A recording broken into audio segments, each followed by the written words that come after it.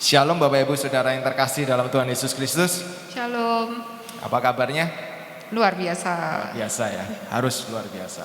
Ya, kita berharap semua bahwa Bapak Ibu Saudara yang di rumah ataupun dimanapun berada, kita dalam keadaan yang baik dan juga sehat, tidak kurang suatu apapun juga. Saya mau tanya sama Ica. Iya kok. Pernah nggak kamu merasakan privilege dalam kehidupan kamu? Pernah.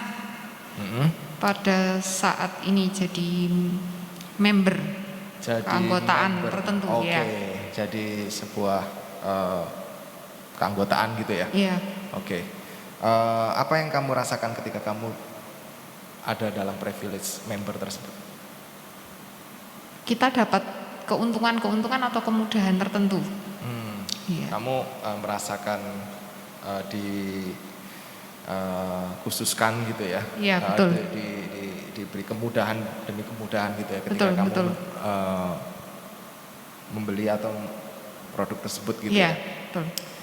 Iya, tapi percaya nggak setiap kita itu ketika kita percaya Tuhan Yesus, kita juga sebenarnya memiliki privilege dalam kehidupan kita. betul. Banyak janji-janji Tuhan yang harusnya itu terjadi dalam seluruh kehidupan kita.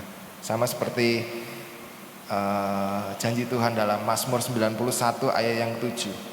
Saya mau bacakan. Mazmur 91 ayat yang ke-7. Walau 1000 orang rebah di sisimu dan 10.000 rebah di sebelah kananmu, tetapi itu tidak akan menimpa kamu. Itu janji Tuhan buat setiap kita, bahwa apapun yang terjadi dalam kehidupan kita, kita percaya bahwa Dia adalah Allah yang akan menyelamatkan setiap kita. Walaupun masalah tetap ada dalam kehidupan kita, walaupun kita tetap hidupnya tetap sama, tapi kita percaya bahwa janji Tuhan akan digenapi dalam kehidupan kita. Dia akan selalu beserta dengan kita, bersama-sama dengan kita. Kita akan menyanyikan lagu Kaulah Kuatku.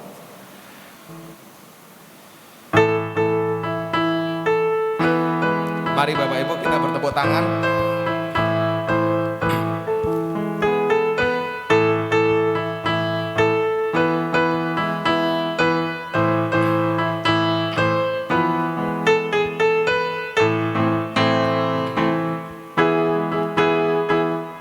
Meskipun musuh di depanku, rintangan menghadang langkahku, ku tahu sungguh Engkau bersamaku. Mari katakan itu dengan iman Bapak Ibu. Beribu rebah di kiriku, berlaksa di sisi kananku, ku tahu janji-Mu akan bersamaku. Takkan pernah goyah keyakinanku pada diri-Mu, Yesus Tuhanku. Tiada yang seperti diri-Mu. Kaulah kuatku, kebanggaanku, gunung batu dan keselamatanku. Kuat tangan-Mu, perlindunganku. Kaulah Allah, sumber kemenanganku. Meskipun musuh di depanku, rintangan menghadang langkahku, ku tahu sungguh Engkau bersamaku. Beribu rebah di kiriku, berlaksa di sisi kananku, ku tahu janji-Mu Engkau bersamaku. Takkan pernah goyah keyakinanku pada diri-Mu, Yesus Tuhanku. Tiada yang seperti diri-Mu. Kaulah kuatku, kebanggaanku, gunung batu dan keselamatanku. Kuat tangan-Mu,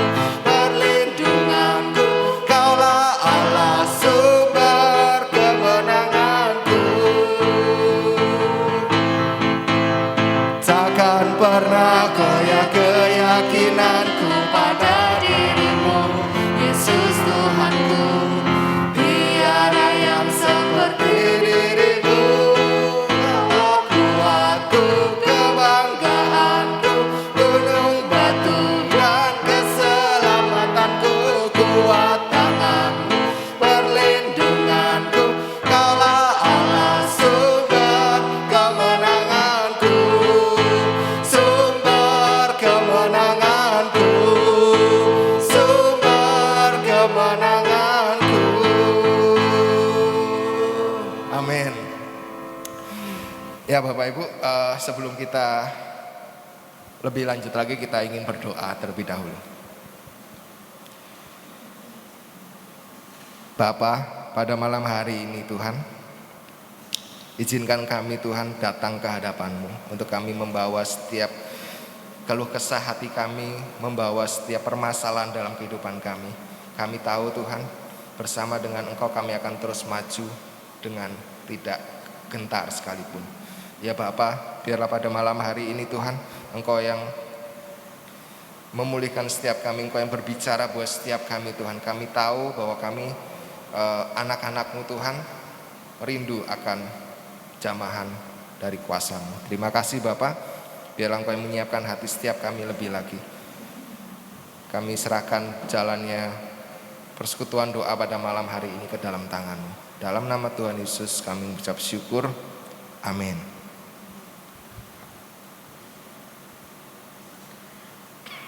Dalam masa Prapaskah ini kita menghayati tentang betapa besar pengorbanan Tuhan kita Yesus Kristus di atas kayu salib. Sungguh besar pengorbanannya bagi kita, terlalu dalam untuk kita mengerti. Sungguh indah yang Tuhan pikirkan tentang kita.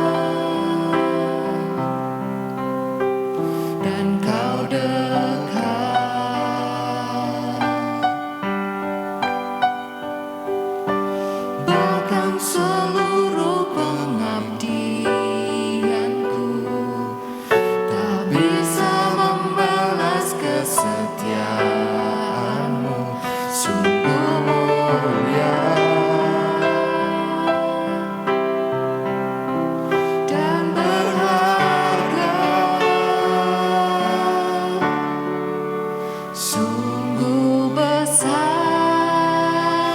pengorbananmu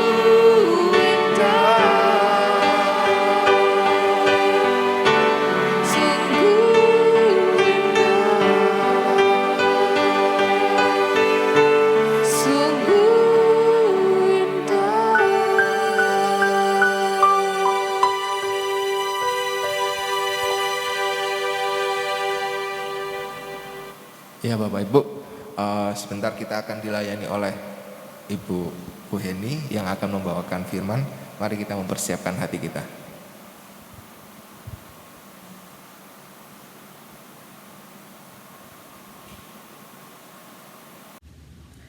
Bapak Ibu Saudara yang dikasihi Tuhan Yesus Kristus, mari bersama-sama kita satu di dalam doa. Kami menundukkan diri di hadapan Tuhan, memohon Roh Kudus hadir di tengah-tengah kami, mengurapi setiap kami, supaya ketika firman itu diberitakan, kami boleh mendengar sama seperti seorang murid yang mendengar dengan baik.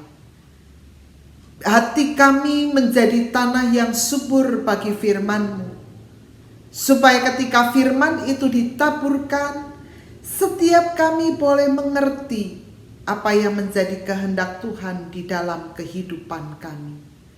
Pakai hamba-Mu yang akan menyampaikan kebenaran firman-Mu, urapi hamba-Mu ini dengan Roh-Mu yang kudus, supaya hamba-Mu dapat berkata-kata sesuai dengan kehendak Tuhan. Mari Bapa, berbicaralah dan bersabdalah kepada setiap kami, karena kami mau mendengar. Di dalam nama Tuhan Yesus Kristus kami berdoa. Amin. Bapak Ibu Saudara yang dikasihi Tuhan Yesus Kristus, bacaan kita terambil dari Injil Markus pasal yang ke-14 ayat 32 sampai dengan ayat 36. Injil Markus pasal yang ke-14 ayat 32 sampai dengan ayat 36, saya akan membacakannya untuk kita semua. Lalu sampailah Yesus dan murid-muridnya ke suatu tempat yang bernama Getsemane. Kata Yesus kepada murid-muridnya, "Duduklah di sini sementara aku berdoa." Dan ia membawa Petrus, Yakobus, dan Yohanes sertanya. Ia sangat takut. Bapak Ibu Saudara yang dikasihi Tuhan Yesus Kristus, bacaan kita terambil dari Injil Markus pasal 14 ayat 32 sampai dengan ayat 36. Injil Markus pasal 14 ayat 32 sampai dengan ayat 36. Kepada kita firman Tuhan mengatakan demikian. Lalu sampailah Yesus dan murid-muridnya ke suatu tempat yang bernama Getsemane. Kata Yesus kepada murid-muridnya, "Duduklah di sini sementara aku berdoa." Dan ia membawa Petrus, Yakobus, dan Yohanes sertanya. Ia sangat takut dan gentar. Lalu katanya kepada mereka, "Hatiku sangat sedih, seperti mau mati rasanya. Tinggallah di sini dan berjaga-jagalah." Ia maju sedikit, merebahkan diri ke tanah dan berdoa supaya sekiranya mungkin saat itu lalu daripadanya. Katanya, "Ya Aba, ya Bapa, tidak ada yang mustahil bagimu. Ambillah cawan ini daripadaku, tetapi janganlah apa yang aku kehendaki, melainkan apa yang Engkau kehendaki." Demikianlah firman Tuhan. Setiap kita disebut berbahagia jika setiap kita mau mendengar firman Tuhan, menyimpannya di dalam hati, dan melakukannya di dalam hidup sehari-hari. Hosiana. Saudara-saudara yang dikasihi Tuhan Yesus Kristus, ada sebuah cerita yang sangat menarik dari masyarakat Jepang. Mereka mengatakan ada satu jenis ikan yang sering diolah menjadi masakan. Dan mereka mengatakan ikan itu adalah ikan salmon. Ikan salmon itu akan terasa jauh lebih lebih lesat, akan terasa jauh lebih segar apabila saat hendak diolah menjadi masakan, ikan salmon itu masih dalam kondisi hidup. Bagaimana caranya? Saudara-saudara, masyarakat Jepang itu menceritakan bahwa para nelayan ini ketika menangkap ikan salmon, mereka akan memasukkan ikan salmon itu di dalam kolam buatan di kapal mereka. Mereka akan memasukkannya supaya ikan itu tetap hidup. Dan yang menarik adalah saudara-saudara, ketika ikan salmon itu dimasukkan di dalam kolam buatan mereka, dalam perjalanan menuju ke darat, kolam itu tidak hanya diisi ikan salmon saja, tetapi juga diisi satu ekor ikan hiu kecil. Kenapa? Para nelayan itu mengatakan kalau ikan salmon itu tidak bergerak, maka lama-lama mereka akan mati.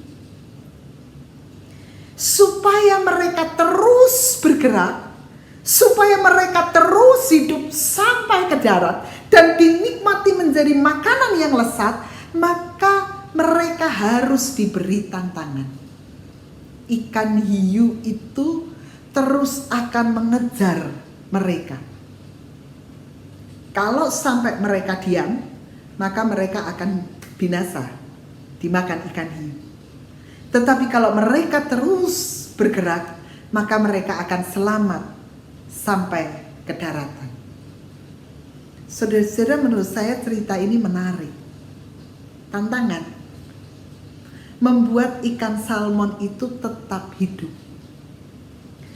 Tantangan hadirnya ikan hiu kecil membuat ikan salmon itu maju tak gentar, seperti tema kita hari ini. Kalau ikan salmon bertahan dan terus hidup di tengah tantangan yang harus ia hadapi, saudara-saudara, bagaimana dengan kita manusia? Bukankah hidup yang kita jalani ini tidak hanya hidup yang baik-baik saja, yang aman, tentram, dan damai? Kita juga menerima tantangan. Kita juga menghadapi pergumulan. Kita juga menghadapi persoalan. Bagaimana kita melihat tantangan, persoalan, pergumulan dalam hidup kita? Membuat kita memiliki hidup yang berkualitas, sehingga hasil yang kita tunjukkan, ini hidup saya penuh dengan makna. Apakah tantangan itu membuat kita maju tak gentar, atau membuat kita lemah dan tidak berdaya, putus asa dan menyerah? Saudara-saudara, bukankah tidak jarang kita menjadi lemah dan tidak berdaya? Ketika kita menghadapi tantangan dan kesulitan, bukankah tidak jarang kita menyerah kalah?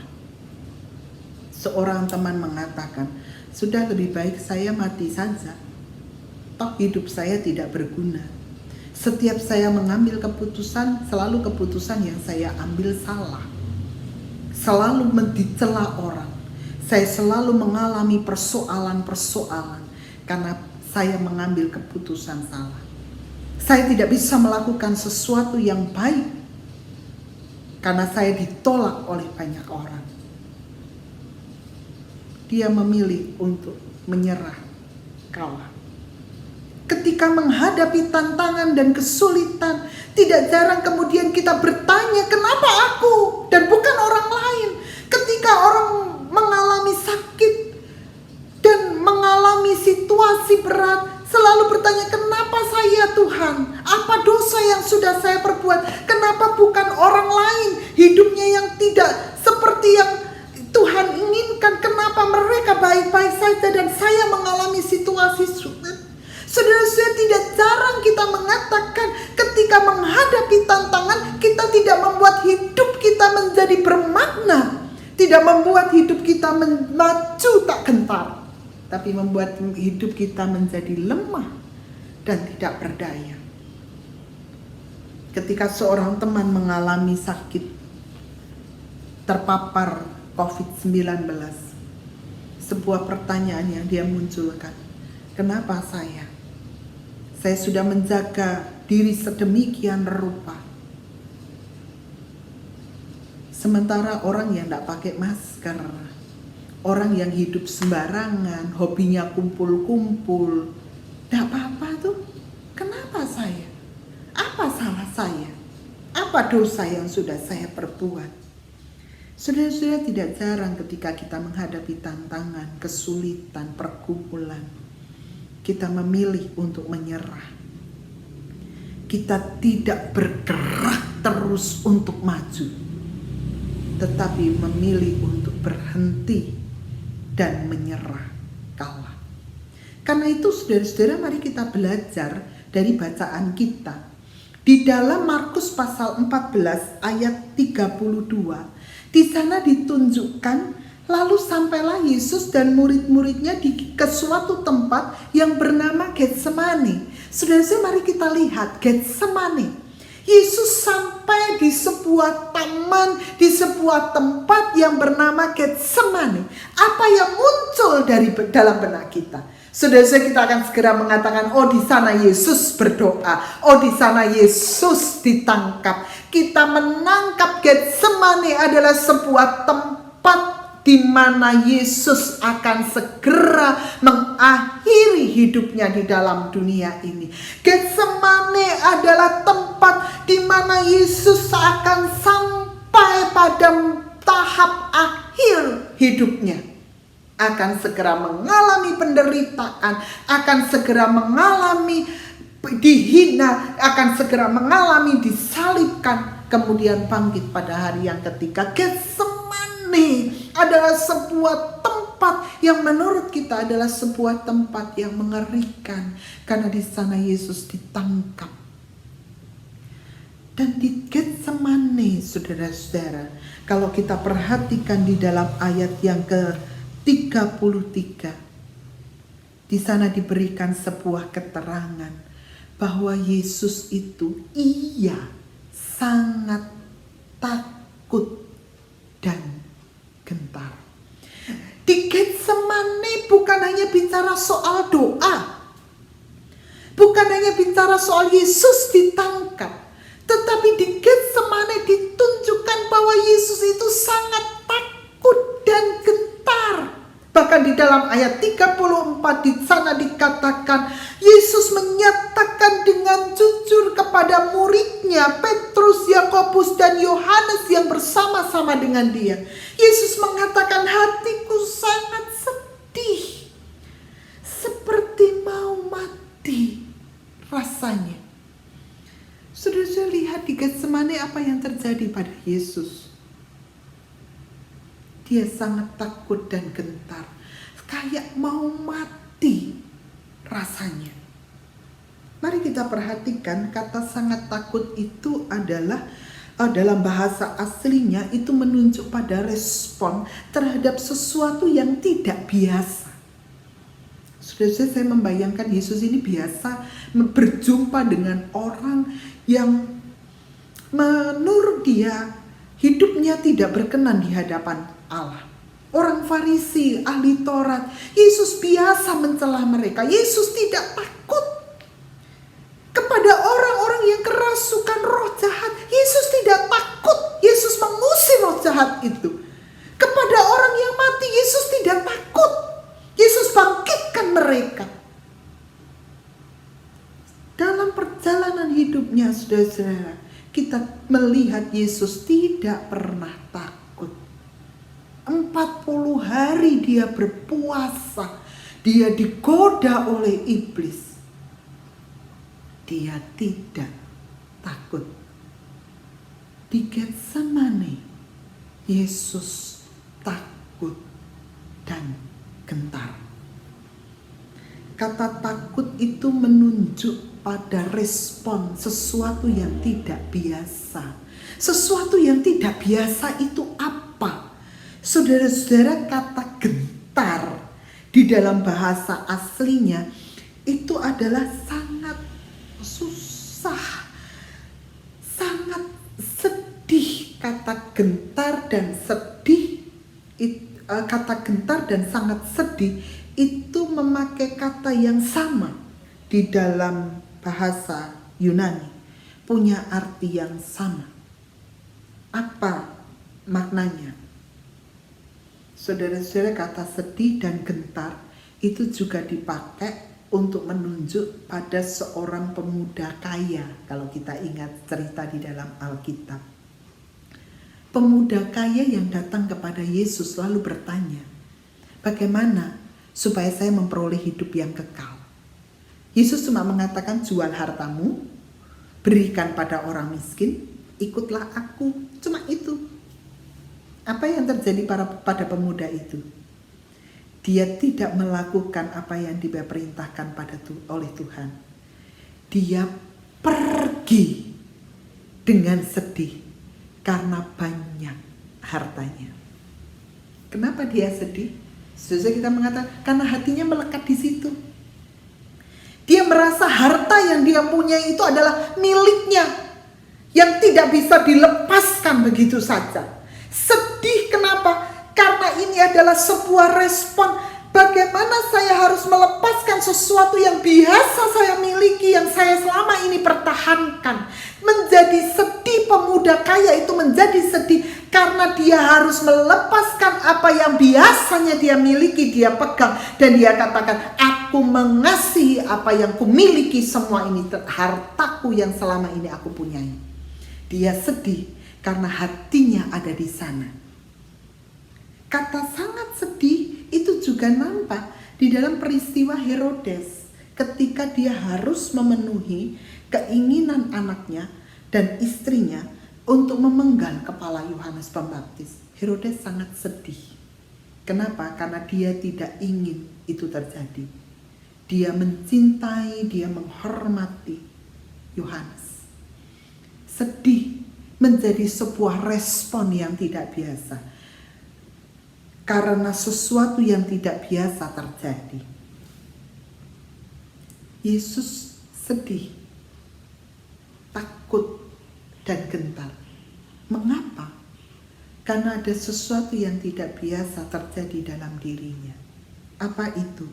Saudara, kalau kita lihat di dalam doa Yesus di dalam ayat yang ke-36, maka di sana dikatakan, ya Aba, ya Bapa, tidak ada yang mustahil bagimu. Ambillah cawan ini daripadaku, tetapi jangan apa yang ku kehendaki, melainkan apa yang engkau kehendaki. Saudara-saudara, mari kita perhatikan apa doa Yesus. Supaya cawan ini diambil daripadanya. Cawan itu apa? Cawan itu adalah dia harus menerima hukuman salib. Dan bagi dia ini bukan hanya sekedar hukuman atas dosa dan kesalahan manusia, tetapi salib adalah sebuah tanda bahwa ia diputuskan, dipisahkan dari Allah Bapanya. Kita ingat bagaimana Yesus berteriak di atas kayu salib. Eloi, Eloi, lema sabatani. Allahku, Allahku, mengapa engkau meninggalkan aku? Saudara-saudara, Yesus sedih, Yesus takut, Yesus merasa gentar. Karena dia merasa ini saatnya, ini waktunya. Dia harus berpisah dari Allah Bapanya. Dia harus jauh dari Allah Bapanya. Dia harus mengalami keterpisahan murka Allah Bapanya karena dosa manusia. Sedih dan gentar. Bukan karena ia akan ditangkap. Bukan karena ia akan diadili, akan mengalami peristiwa-peristiwa menyakitkan. Tetapi dia sedih dan gentar. Dia sangat takut karena ini hal yang tidak biasa. Dia harus terpisah dari Allah Bapanya. Nah, saudara-saudara, di tengah situasi yang seperti itu, apa yang dilakukan oleh Yesus? Kalau kita perhatikan bacaan kita, saudara-saudara, berkali-kali Yesus mengatakan, duduklah di sini sementara aku berdoa. Kepada para murid, Yesus mengatakan, hatiku sangat sedih. Yesus tidak menyimpan ketakutan itu, dia tidak menyimpan kesedihan itu untuk dirinya sendiri. Jangan sampai orang tahu, bukan. Yang Yesus lakukan adalah mengatakan kepada para murid, hatiku sangat sedih, seperti mau mati rasanya. Saudara-saudara, bagaimana di tengah pergumulan, di tengah ketakutan, di tengah kesedihan, di tengah persoalan yang dia hadapi, saudara-saudara, Yesus mengajarkan yang pertama adalah berbagi pergumulan dengan para murid. Dia tidak mau bergumul sendiri. Dia butuh ditopang. Dia butuh bergandengan tangan menghadapi situasi berat yang sedang ia hadapi. Dia butuh doa, bukan hanya dirinya sendiri, tetapi dia butuh doa murid-muridnya untuk menguatkan dan menopang dia. Nah, ini hal yang pertama yang mau kita pelajari bersama. Untuk hidup, tetap hidup. Untuk tetap maju tak gentar. Menghadapi hidup yang penuh dengan persoalan dan pergumulan ini. Saudara-saudara, apa yang harus kita lakukan? Yesus mengajarkan satu hal. Yuk, berbagi satu dengan yang lain. Ayo minta dukungan kepada teman-teman kita untuk kita saling mendoakan.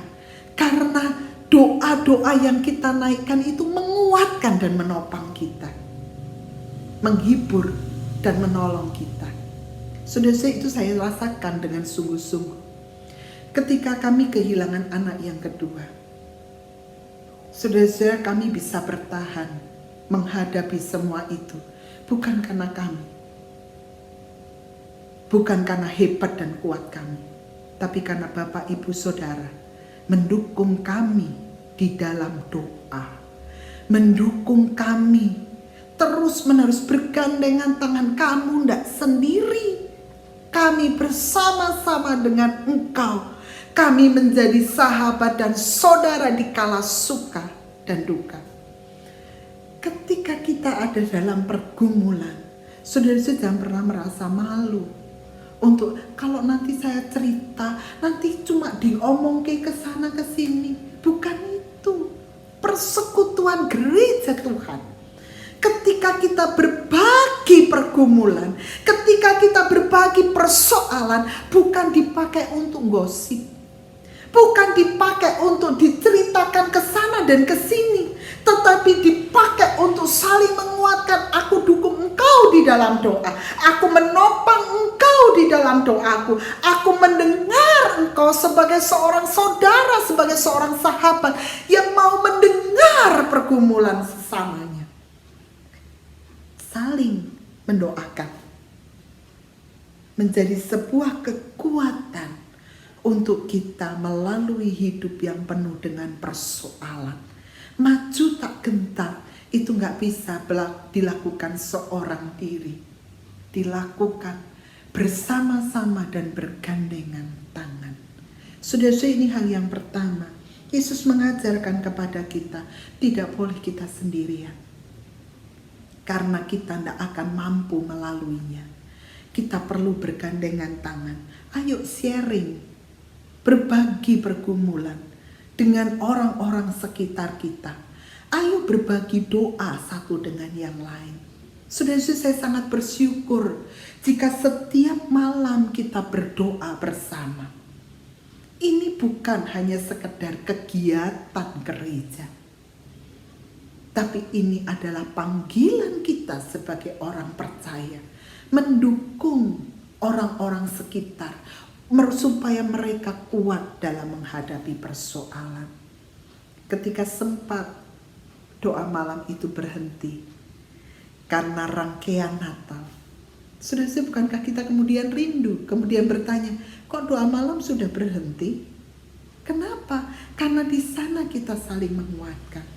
Ayo bikin list setiap malam. Ada doa syafaat yang harus saya sampaikan. Ini doa syafaat bukan hanya untuk anak saya, cucu saya, saudara saya, saudara sedaging, tidak. Doa syafaat itu juga kita tuliskan untuk orang-orang yang ada di sekitar kita, untuk orang yang kita jumpai, kita tuliskan menjadi bagian dari doa syafaat kita. Karena doa yang kita naikkan itu memberikan kekuatan menopang sesama kita. Yang kedua, saudara-saudara, apa yang Yesus lakukan ketika dia takut dan gentar? Ayat 36 mengatakan kepada kita, Yesus maju di ayat 35, maju sedikit, merebahkan diri ke tanah dan berdoa. Yang dia naikkan di dalam ayat yang ke-36, ya Bapa, ya Aba, tidak ada yang mustahil bagimu, ambil cawan ini daripadaku. Tetapi janganlah apa yang aku kehendaki, melainkan apa yang engkau kehendaki.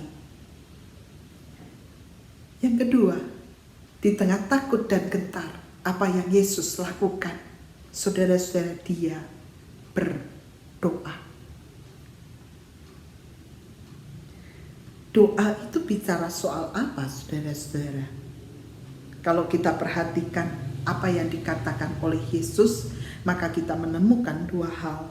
Doa itu yang pertama adalah percaya pada otoritas, kedaulatan, pada kuasa Tuhan. Tuhan, engkau sanggup melakukan apapun. Tidak ada yang mustahil bagimu. Aku pingin begini, tetapi bukan kehendakku, tetapi kehendak Tuhan. Masuk pada otoritas Tuhan, masuk pada kedaulatan Tuhan, masuk pada kehendak Tuhan. Aku tahu kehendakmu yang paling baik. Aku ingin begini, tetapi ini bukan kehendakku saja. Biarlah kehendakmu yang jadi. Masuk pada otoritas Tuhan. Bukan mau mengatakan harus begini Tuhan, harus begitu Tuhan, aku mau engkau begini Tuhan. Tidak. Tetapi apa yang menjadi kehendakmu di dalam hidupku. Doa adalah mempercayakan diri kepada Tuhan. Kalau Tuhan punya otoritas, kalau Tuhan punya kuasa, kalau Tuhan punya kehendak, maka kita akan mengatakan, aku percaya kepadamu Tuhan. Karena apa yang kau kehendaki adalah hal yang paling baik. Saudara-saudara, beranikah kita masuk di dalam doa kita sebagai bagian pernyataan, aku masuk di dalam kehendak-Mu Tuhan, otoritas-Mu. Apa yang Engkau mau, aku akan kerjakan. Apakah kita siap menaikkan doa kita dengan mempercayakan diri pada rencana Tuhan? Bukan kehendakku Tuhan, melainkan kehendak-Mu yang jadi. Saudara-saudara, Rick Warren mengatakan hidup manusia itu sama seperti rel kereta api ganda yang bisa berpapasan dengan perjalanan yang berlawanan. Dari Kutoarjo ke Jakarta, Jakarta ke Jogja, itu ada rel ganda. Nah, saudara-saudara, Rick Warren mengatakan hidup manusia itu kayak rel ganda. Satu sisi kita bisa hidup dengan enak, berkat berlimpah. Tapi di saat yang bersamaan persoalan itu datang. Dia mengatakan, saya ngalami itu. Saya sukses dengan buku saya, Purpose Driven Life. 15 juta kopi dan bisa dihitung berapa keuntungannya. Di waktu yang bersamaan ketika saya memperoleh kebahagiaan, hidup yang menyenangkan karena buku saya dinikmati banyak orang. Di waktu yang bersamaan istri saya harus mengalami sakit kanker. Di tengah situasi yang seperti itu, apa yang bisa saya lakukan? Dia hanya mengatakan, Tuhan, kehendak-Mu yang jadi. Ajar aku berjumpa dengan Engkau di tengah situasi hidup yang tidak mudah. Saudara-saudara, kita bisakah berkata begitu? Di tengah pandemi COVID-19 ini tidak mudah. Apakah kita bisa mengatakan, Tuhan, aku masuk di dalam kedaulatan-Mu, kehendak dan rencana-Mu, apa yang Engkau mau?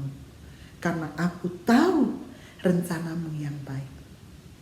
Apakah kita siap di tengah situasi sakit kita, di tengah pergumulan kita, di tengah salib yang harus kita pikul, kita mengatakan, jadilah kehendak-Mu atasku. Saudara-saudara, tidak mudah, takut dan gentar, sedih. Hanya kita bisa selesaikan ketika kita mau berbagi, saling mendukung di dalam doa, dan kita bergandengan tangan untuk Tuhan, jadilah kehendak-Mu. Seorang yang kehilangan pekerjaan, yang merasa hidupnya tidak berarti, dia mengatakan, saya bertemu dengan Tuhan. Saya bertanya, kenapa saya harus mengalami situasi yang seperti ini? Lalu dia mengatakan sebuah cerita sederhana. Dia memperlihatkan antara tanaman pakis dan bambu. Pakis itu ditanam, tumbuh cepat dan besar. Bambu ditanam, butuh 5 tahun untuk hidup, menjadi bambu yang tinggi dan besar. Di mana bambu itu sepertinya bertahan ketika dia terus menancapkan akarnya ke dalam tanah sampai kuat, baru kemudian dia naik menjadi pohon bambu yang tinggi. Teman ini mengatakan, saat ini saya sedang menghadapi tantangan dan kesulitan. Saya sadar saya sedang dibentuk oleh Tuhan sama seperti bambu yang diminta untuk menancapkan akarnya kuat-kuat kemana, ke tanah yang memberikan kehidupan. Yang saya harus menancapkan akar saya kuat-kuat kemana? Kepada Tuhan, karena Dia punya kehendak yang baik untuk saya menjadi pribadi yang luar biasa. Dia memaknai tantangan itu untuk dia sedang mengakar kuat di dalam Tuhan. Karena rencana dan kehendak Tuhan itu yang baik. Saudara-saudara, bagaimana dengan kita? Siapkah kita maju tak gentar? Apapun persoalan hidup kita, tantangan yang kita hadapi, akankah kita berani mengatakan, Tuhan, jadilah kehendak? Beranikah kita mengatakan, yuk bergandengan tangan, kita saling mendoakan satu dengan yang lain. Karena dengan itu kita bertumbuh. Tuhan menolong kita. Amin. Kita satu di dalam doa. Jika setiap kami dipanggil menjadi anak-anak-Mu, Bapa, ini kami. Di dalam kerapuhan dan kelemahan kami memohon kuasa Tuhan terjadi atas kami. Di dalam ketidakberdayaan dengan pergumulan dan persoalan hidup kami, ajar kami mengatakan kepada Tuhan, jadilah kehendak-Mu. Kami mempercayakan diri kami di dalam tangan-Mu ya Bapa, dengan segala pergumulan dan persoalan hidup yang sedang kami hadapi. Biarlah kasih dan kuasa Tuhan tinggal atas kami, sehingga semakin hari kami menjadi pribadi-pribadi yang menyenangkan hati Tuhan. Tolonglah kami, biarlah kami boleh menjadi sahabat saudara bagi sesama kami yang sedang menghadapi pergumulan. Melalui doa, melalui sharing yang kami bagikan, biarlah kami saling meneguhkan satu dengan yang lain. Bapa, ini kami anak-anak-Mu. Biarlah kami hidup sesuai dengan kehendak-Mu. Di dalam nama Tuhan Yesus Kristus kami berdoa. Amin.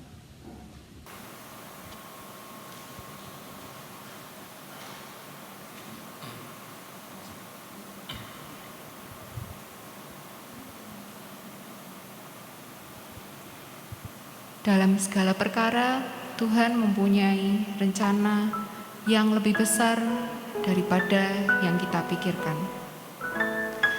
Kita akan terus maju dan tidak akan menyerah pada apapun juga, sebab Tuhan mempunyai rencana yang indah bagi setiap kita.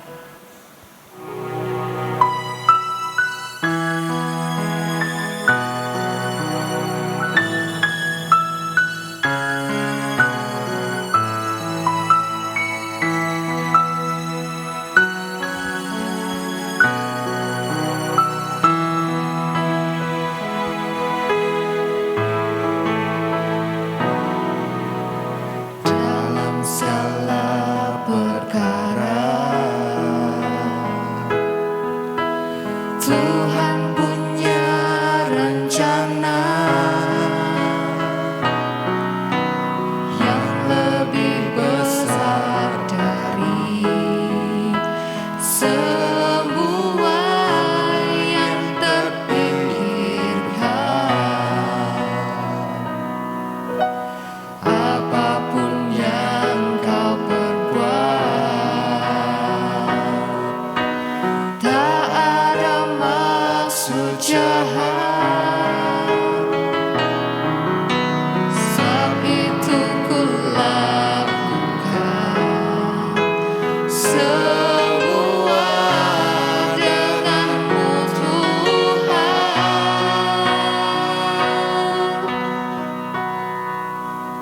Ku tak akan menyerah pada apapun juga, sebelum ku coba semua yang ku bisa, tetapi ku berserah kepada kehendakmu.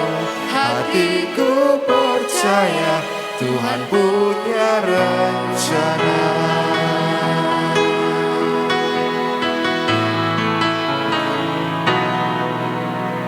Apapun yang kau perbuat, tak ada maksud jahat, sebab itu ku lakukan semua denganmu Tuhan.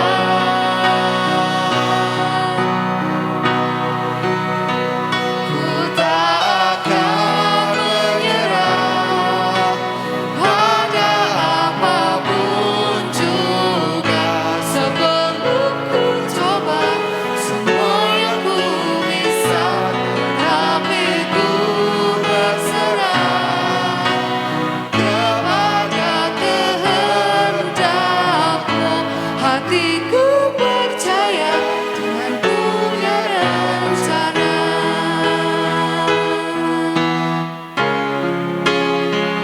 Ku tak akan menyerah pada apapun juga, sebelum ku coba semua yang ku bisa, tetapi ku berserah kepada kehendakmu.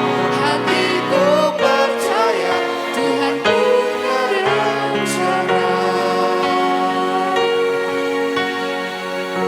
Hatiku percaya Tuhan punya rencana.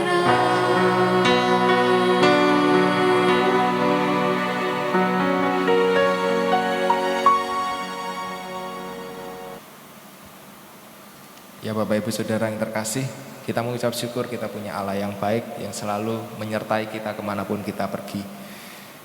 Maka itu terus maju, jangan pernah menyerah, jangan pernah gentar dengan apapun yang terjadi dalam kehidupan setiap kita. Kita mau melangkah bersama dengan Tuhan. Sebelum kita menyelesaikan persekutuan doa pada malam hari ini, kita mau berdoa terlebih dahulu. Tuhan Yesus, kami mengucap syukur Tuhan bahwa penyertaan-Mu sungguh nyata dalam kehidupan setiap kami. Apapun yang terjadi Tuhan, kami percaya bahwa Engkau selalu ada berjalan bersama dengan kami setiap langkah demi langkah yang kami lalui Tuhan. Kami percaya bahwa Engkau beserta dengan kami. Ya Tuhan, ajari kami Tuhan, kami terus taat dan setia kepadamu apapun yang terjadi dalam kehidupan kami. Terima kasih Bapa, kami serahkan kehidupan setiap kami dan juga persekutuan ini ke dalam tangan-Mu. Kami mengucap syukur Engkau Allah yang selalu dan tidak pernah meninggalkan kami. Terima kasih, dalam nama Tuhan Yesus kami ucap syukur. Amin. Persekutuan doa pada malam hari ini telah usai. Kita akan berjumpa lagi di persekutuan doa minggu depan. Semoga persekutuan doa ini akan membuat setiap kita merasakan damai dan sukacita Tuhan di tengah-tengah keluarga kita. Selamat malam, Tuhan Yesus memberkati.